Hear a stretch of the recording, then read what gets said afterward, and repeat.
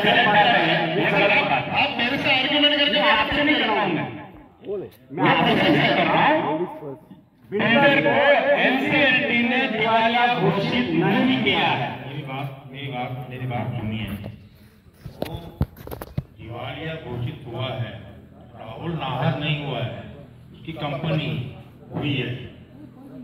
तो समझो legal terminology company, सुनिए मेरा बात सुनिए।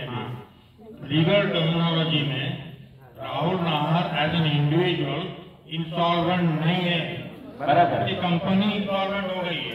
तो ये बात को अगर आपको समझ में आता है तो ये सवाल हम कर ही नहीं सकते हैं कोर्ट में। इसका मतलब अगर उस कंपनी का डायरेक्टर राहुल नाहर था, सुनिए ना सर, मेरा क्वेश्चन आपने आंसर किया, मैं उसी पे बात कर रहा हूं। मैं आपको और डिटेल में समझा रहा हूँ। एनसीएलटी कोर्ट ने जब भी Rahul Nahar as an individual का एप्लीकेशन स्वीकार किया है, हम एनसीएलटी को चैलेंज कर सकते हैं क्या?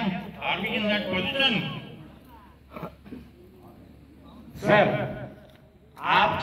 हम ये जो बात कर रहे हैं, क्या हमें पता है राहुल नाहर जो एक्साबिया का ओनर था, जितनी भी एक्साबिया की कंपनियां 30-35 कंपनियां उसने खोल के रखी थी, उन कंपनियों के नाम पे जितनी एसेट थी वो धीरे धीरे अपने प्यून, अपने सिक्योरिटी गार्ड के नाम पे कंपनियां खोल के वो सारी एसेट उस पे ट्रांसफर कर रहा है।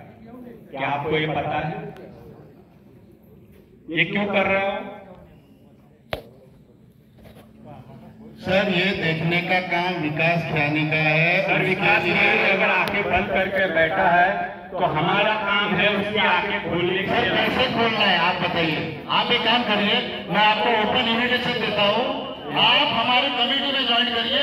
आपको क्या तक चाहिए मैं आज से देता हूँ, आप हमें गाइड करिए किस तरीके से करना है। सुनिए ना, किसी के ऊपर उंगली ऐसा करो ना यार, ऐसा करो ना, क्या डरते हो? ये बहुत आसान है, आप फीडबैक करिए ना। लोग मीटिंग को नहीं आते, एजेंट में नहीं आते, घर बैठ के बात करते हैं। हम पुणे जा जाकर मीटिंग करते हैं, एनसीएलटी कोर्ट में जाते हैं, धूप में बारिश में यहाँ आके हम ऑफिस खोल के बैठते हैं कि लोगों को उनका पानी कैसे मिलता है। सर, कोर्ट की मर्यादा है, हमारी भी मर्यादा है। और हमने भाषण में कहा कि जब जरूरत पड़ेगी, अभी हमारे पास एक ही प्लेटफॉर्म में अप्रोच करने के लिए एनसीएलटी, जब जरूरत पड़ेगी। सर, आपने मीटिंग अटेंड किया है कि ये जो सीओसी की मीटिंग, होमगार्ड की मीटिंग होती है, सबसे ज्यादा झगड़ा विजय करोजिया करता है और उसी सवाल पूछने की वजह से दिक्कत ने रिजाइन दे दिया।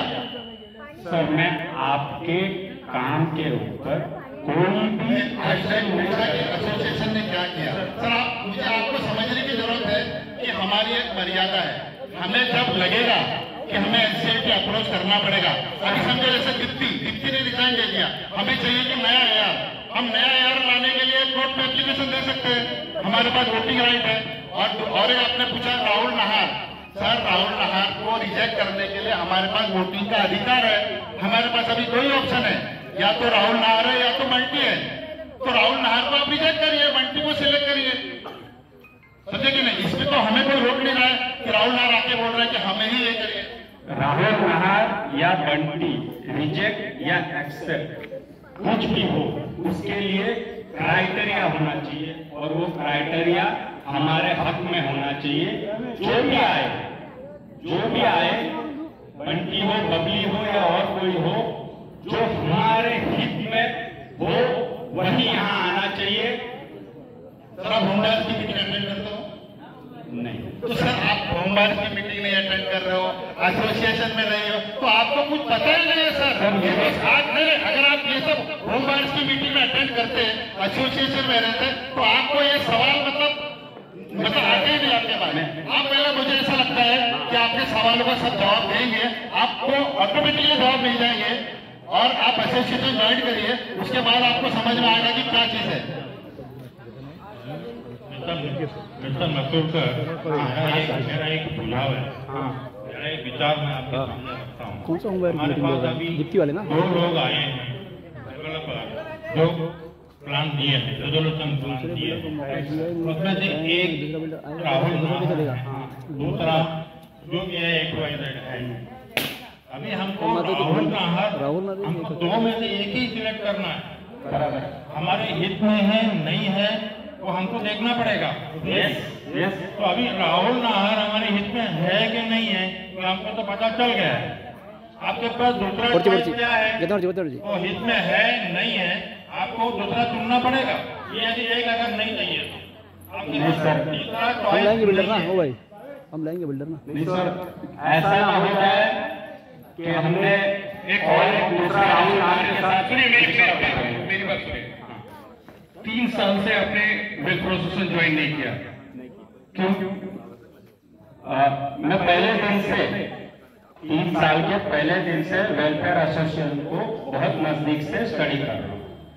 मुझे ऐसा कोई भी विचार, एसोसिएशन का विचार ऐसा नहीं लगा कि मुझे एसोसिएशन ज्वाइन करनी चाहिए।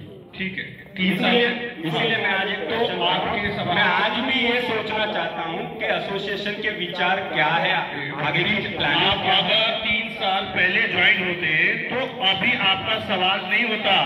ये जो वेलफेयर एसोसिएशन है, इसको खंडर बढ़ने से बचाइए। नहीं सर, इस प्रोजेक्ट को खंडर होने से वेलफेयर एसोसिएशन ने बचाया है। ये चीज हमको एक्सप्लेन करने की जरूरत।